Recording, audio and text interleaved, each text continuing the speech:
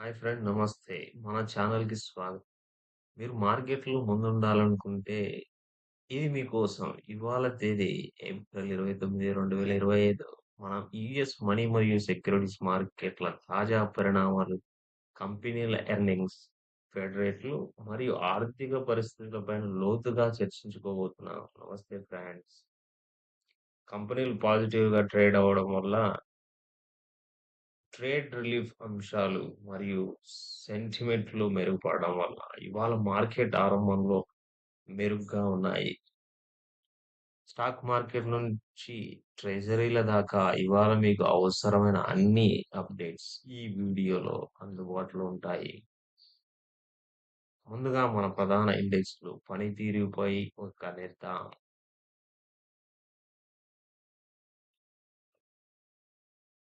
ముందుగా డౌ జోన్స్ విషయానికొస్తే 300 పాయింట్ల లాభపడింది. అదేవిధంగా ఎస్&పి 32 పాయింట్లు లాభపడ్డది. నాస్డాక్ వచ్చేసి 95 పాయింట్లు లాభపడ్డది. రస్సెల్ వచ్చేసి 10 పాయింట్లు లాభపడ్డది. అదేవిధంగా విక్స్ ఇండెక్స్ వచ్చేసి 0.80 లాభపడ్డది.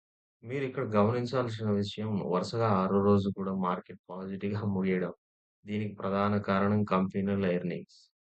ఇందులో ముఖ్యంగా చెప్పుకోవాల్సింది హనీవెల్ మరియు షేర్విన్ విలియమ్స్ అంచనాల మించిన లాభాలు అదేవిధంగా కోకా-కోలా ఆదాయం మరియు లాభాల్లో మంచి గ్రోత్ కనిపించింది.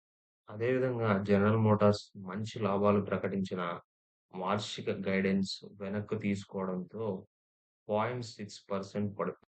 ఇక టెక్ స్టాక్స్ విషయానికొస్తే ముఖ్యంగా ఎన్విడియా, మైక్రోసాఫ్ట్ వంటి ఏఐస్ కంపెనీలు సెమీకండక్టర్ బలంగా ట్రేడ్ అయ్యాయి. కానీ ఎనర్జీ, యుటిలిటీస్ రంగాలు కొంచెం బలహీనంగా కనిపించాయి. ఇక మ మనీ మార్కెట్ అండ్ ట్రెజరీ విషయానికొస్తే ఇప్పటికీ హై ఇంట్రెస్ట్ ఈల్డ్ కొనసాగుతుంది. ఫెడ్ ఫండ్స్ రేట్ వచ్చేసి 4.33గా ఉంది. 3 మంత్స్ ట్రెజరీ బిల్ వచ్చేసి 4.20 దగ్గరుంది. అదేవిధంగా 6 మంత్ ట్రెజరీ బిల్ వచ్చేసి 4.06లో ఉంది. అదేవిధంగా 1 ఇయర్ ట్రెజరీ బిల్ చూసుకుంటే మనకి 3.77గా బ్యాంకులు మనకు 4.8 వరకు మనీ మార్కెట్ అకౌంట్‌లపై వడ్డీ ఇస్తున్నాయి. అంటే డబ్బును పక్కన పెట్టే వారికి మంచి అవకాశం. ఇదే విధంగా చూసుకుంటే మనకు ఈల్డ్ కర్వ్ అనేది కొంచెం ఫ్లాట్ అయింది.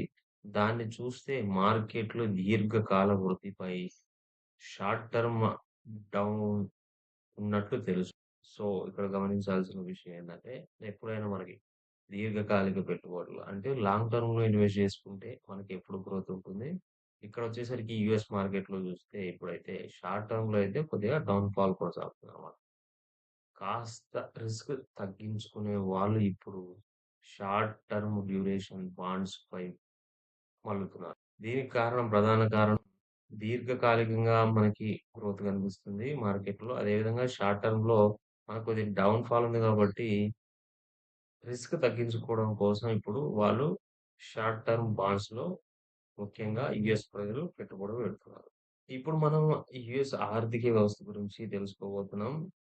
కన్స్యూమర్స్ కాన్ఫిడెన్స్ అనేది మే 2020 తర్వాత కనిష్ట స్థాయికి చేరుకుంది. దానికి ప్రధాన కారణాలు మనం చానా కారణాలున్నాయి.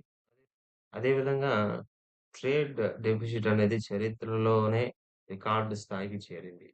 ఉద్యోగావకాశాలకొస్తే స్థిరంగా ఉన్నాయి. మార్కెట్‌లు పాజిటివ్‌గానే ఉన్నా, ఇవి లోపల ఉన్న సమస్యల్ని చూపుతున్నాయి. వాణిజ్య విషయంలో అమెరికా, జపాన్ మరియు భారత్‌తో టారిఫ్ రిలీఫ్ దిశగా కొంత పురోగతి ఉంది. కానీ చైనాతో ఇంకా ఒప్పందాలు పూర్తి కాలేదు. ఇక ఇప్పుడు మనం మార్కెట్‌లో 3 గురించి మాట్లాడుకుందాం. ఎస్&పి 500 వచ్చేసి అమెరికా కొత్త అధ్యక్షుడు పదవీ స్వీకారం అనంతరం 1973 నిక్సన్ కాలం తర్వాత ఇప్పటి వరకు అత్యంత పతనమైన 100 రోజుల గణాంకాన్ని నమోదు చేసింది. అంటే ఫ్రెండ్స్ మనం గుర్తుపెట్టుకోవాల్సింది 1973 తర్వాత కన్జర్వేటివ్‌గా 100 రోజుల్లో కనిష్ట స్థానానికి చేరుకోవడం. ఇది ఎస్&పి 500 అనేది మళ్ళీ ఇప్పుడు చవిచూసిందనమాట. అయినా కూడా ఫెడ్ రేట్ల పెంపు ముగిసే దశలో ఉన్నందున విశ్వాసం వల్ల కొంత బుల్లిష్ సెంటిమెంట్ కనిపిస్తుంది. రేట్స్ మరియు ఎర్నింగ్స్ మరియు వాణిజ్య వ్యవహారాల ఆధారంగా మార్కెట్ ఇంకా 2 వైపులా వెళ్తున్నట్లు అనిపిస్తుంది. ఫైనల్‌గా కంక్లూజన్ చూసుకుంటే ఇవాళ చూసాం మనం ఒకవైపు మార్కెట్‌లు పాజిటివ్‌గా ట్రేడ్ అవుతుంటే, మరోవైపు ఆర్థిక సూచీలు వాణిజ్య సమస్యల అప్రమత్తంగా ఉండమంటున్నాయి. ఇన్వెస్టర్‌గా మీరు రిస్క్, రివార్డ్ రెండింటిని